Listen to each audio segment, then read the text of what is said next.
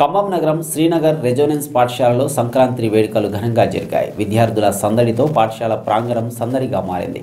గ్రామీణ వాతావరణాన్ని తలపించేలా రంగుల వల్లులు, గొబ్బెమ్మలు, గాలిపటాలు, బొమ్మల కొలువు, పిండి వంటకాలతో పాటు విద్యార్థులు హరిదాసుల వేషధారణ, గంగిరెద్దుల ఆటలు ఆకట్టుకున్నాయి. గ్రామాల్లో రైతుల వ్యవసాయం సమృద్ధిగా జరిగి కొత్త పంటలు ఇంటికి వచ్చినందుకు భోగి, మకర సంక్రాంతి, కనుమ పండుగలను జరుపుకుంటామని పాఠశాల డైరెక్టర్లు కొండా శ్రీధర్రావు, కృష్ణవేణి తెలిపారు. ఈ సందర్భంగా విద్యార్థులకు భోగి పండ్లు పోసి వారిని ఆశీర్వదించారు. ఈ కార్యక్రమంలో ప్రిన్సిపాల్ ప్రసన్నరావు, పలువురు ఉపాధ్యాయులు పాల్గొన్నారు.